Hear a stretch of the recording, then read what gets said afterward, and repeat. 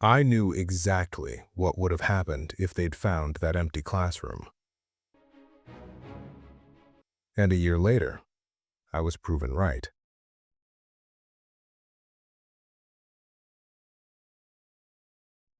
5 months.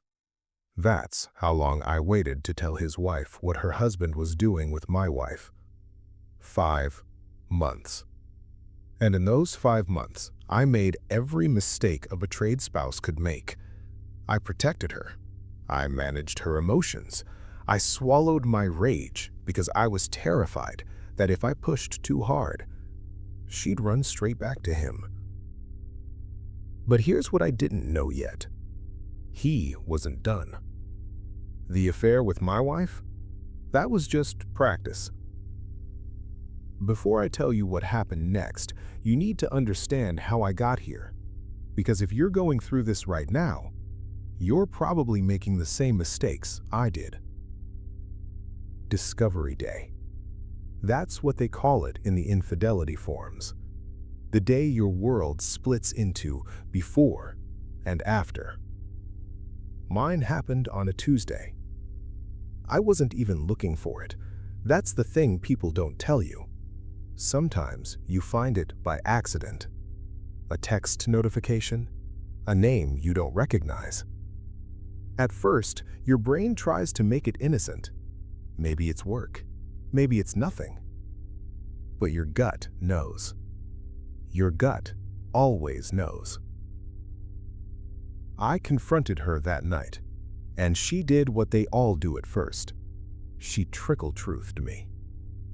It was just emotional. We only talked. Nothing physical happened. You're overreacting. Each version a little closer to the truth. Each confession pulling another piece of my heart out. It took 3 days to get the full story, or at least what she claimed was the full story. And that's when the real nightmare began. The first month after discovery is psychological warfare against yourself. You don't sleep, or if you do, you have these vivid nightmares. You wake up at 3 a.m. and your brain starts playing movies you don't want to see. Movies of them together. What they said. What they did. Your imagination fills in every detail she won't tell you. And here's the sick part. You want to know. You need to know. Every detail. Every conversation. Every touch. They call it mind movies, and they're more addictive than any drug. I became a detective in my own marriage, checking phone bills, looking through emails, searching for evidence of something I already knew was true. And through all of this, I'm still trying to be the good husband. Still making dinner, still asking about her day, still protecting her from the consequences of what she did to me. Everyone has advice. Friends, family, even the strangers on Reddit. Kick her out. Lawyer up. Expose him. Protect yourself. But when you're in it, when it's your life, those words mean nothing. Because I was terrified of the wrong thing. I wasn't afraid of losing my dignity. I was afraid of losing her. 5 months. That's how long I kept his wife in the dark. I had her number. I knew where she worked. I could have ended his perfect little life with one call. But I didn't. Want to know why? Because I was still in protector mode. I thought, if I blow up his life, my wife will feel guilty.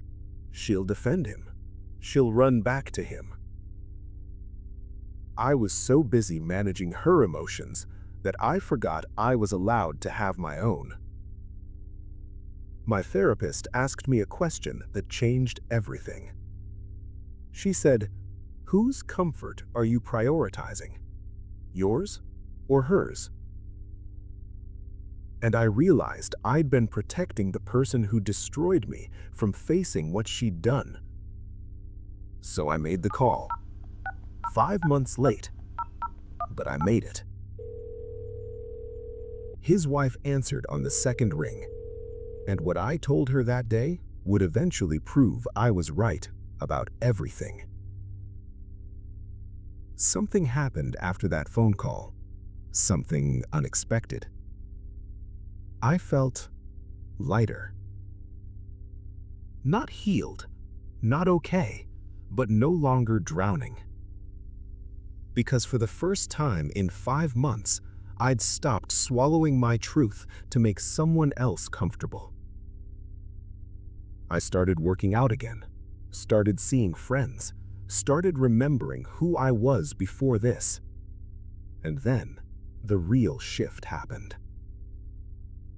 I looked at my wife one day and realized a terrifying and liberating thing at the same time. If she left tomorrow, I would be okay. That single thought changed the entire power dynamic. Because when you're no longer afraid to lose something, you stop negotiating from a place of fear. You start negotiating from a place of worth. I made a list, non-negotiables. Number 1, individual therapy, not couples, individual. 2, full transparency, phones, emails, everything. No contact with him, ever, for any reason. The last is that she figures out what broke inside her that allowed this mess. And I told her, these aren't requests. These are requirements. You convince me you fixed what's broken, or I'm done. For the first time in months, I felt like myself. But I was about to find out just how right my instincts had been.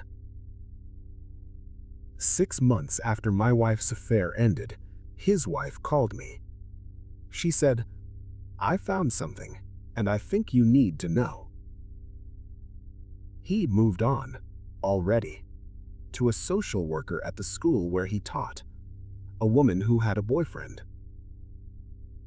They weren't just texting. They weren't just having emotional conversations.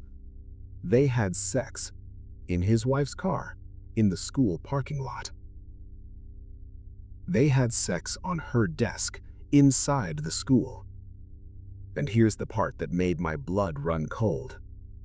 When his wife confronted him, you know what he said? It just happened. The exact same words my wife used on me. And suddenly, every fear I'd had for the past year and a half crystallized into certainty. He wasn't a mistake. He wasn't a one-time thing. He was a pattern, a predator.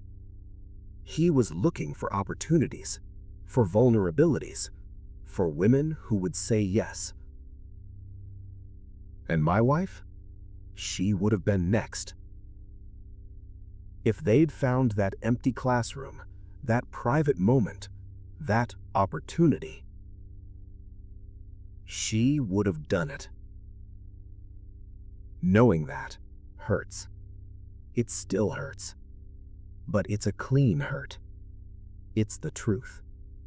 And I needed it to finally let go of the version of her I'd been protecting. I still talk to his wife. Once in a while, we check in. She chose to stay with him, even after finding out about the other woman, even after everything. I'll never understand it, but it's her path to walk. A few weeks ago, my wife saw me texting her, and she said something that a year ago would have made me cave. "I don't think you should talk to her anymore. I think it's unhealthy. We need clean separation to heal." In the old days, the fog days, I would have apologized. would have deleted the number, would have done anything to make her comfortable. I looked at her and said one word: no. I said, she understands what I went through in a way you never will. She knows what it's like to be lied to by the same person, and I'm not asking your permission to have that connection. My wife started to argue. Then she stopped, because she realized something I'd finally learned. You don't ask permission to heal. You take it. It's been 1.5 years now. Some days are better than others. People ask me if I've forgiven her. Honestly, I don't know yet. What I do know is that I've forgiven myself. If you're watching this and you're in that fog right now, if you're managing their emotions while yours are eating you alive, let me tell you what I wish someone had told me. The fear is lying to you. The person who broke you doesn't get to dictate how you heal. And the moment you stop being afraid to lose them is the moment you start finding yourself again. You can't control whether they change, whether they do the work, whether they become someone worthy of your trust again. But you can control whether you stay small for them. And that's where your power is. I don't know how this story ends yet. Maybe we make it, maybe we don't. But I know this: I'm not drowning anymore. And if you're in that water right now, gasping for air, trying to save someone who pushed you under, you're allowed to swim to shore. If this helped you, hit subscribe. Drop a comment and let me know where you are in your journey. You're not alone in this.